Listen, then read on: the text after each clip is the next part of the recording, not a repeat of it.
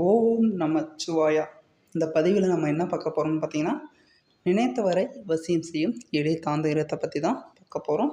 வீடியோக்குள் போகிறதுக்கு முன்னாடி நம்ம சேனலுக்கு புதுசாக இருந்தால் ஒரு சப்ஸ்கிரைப் போட்டு லைக்கு போட்டு பாருங்கள்.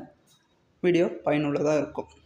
சரி வாங்க, இது எப்படி பயன்படுத்துவதுன்னு கேட்டிங்கன்னா, இது சாதாரண எல்லாருமே பயன்படுத்தலாம். யார் வேண்டுனாலும் பயன்படுத்தலாம், யாருக்காக பயன்படுத்தலாம். இதுக்கு மந்திரம் எதனா தேவையானு கேட்டிங்கன்னா, கண்டிப்பாக மந்திரமெல்லாம் ஒன்றும் தேவையில்லை. இதுக்கு தேவையானது நிலக்கடலை. சரிங்களா?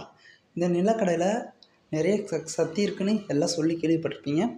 மிக முக்கியமான சக்தி என்னென்னாக்கா, உடலுக்கு தேவையான எனர்ஜி தரும். அதாவது நரம்புகளெல்லாம் ஒரு புத்துணர்ச்சி கூட்டக்கூடிய சக்தி இந்த நிலக்கடலுக்கு இருக்குது. சரி, இப்போ இதை வச்சு என்னங்கய்யா பயன்படுத்தணும்னு கேட்டிங்கன்னா, ஒன்றும் இல்லைங்க. இதில் ஒரு 5 நிலக்கடலை எடுத்துக்கோங்க. சரிங்களா? அந்த 5ம் பார்த்திங்கன்னா தோல் உரியாமல் இருக்கணும். ஒன்று. ரெண்டாவது பார்த்திங்கன்னா, அந்த 5 நிலக்கடலையை எடுத்துகிட்டு உங்கள் கையில் வச்சுட்டு ஒரு க்ரீன் கலர் பேனா ஒன்று எடுத்துக்கோங்க. சரிங்களா?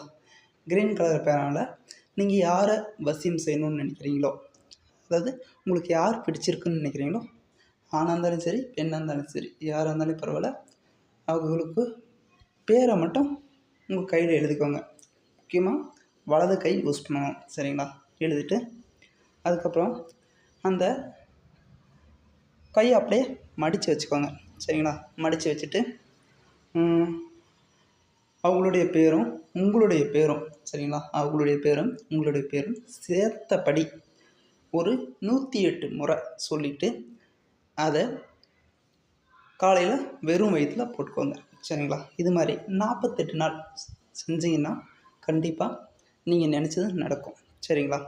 எனக்கு உடனே நடக்கணும், உடனே முடியணும்னா அது நடக்காத காரியம், நம்மளால் முடியாதுங்க. சரிங்களா? ஏன்னா நாம் இதை அவங்க ஆள் மனசுக்குள்ளே போய் பதிய வைக்கிறோம்.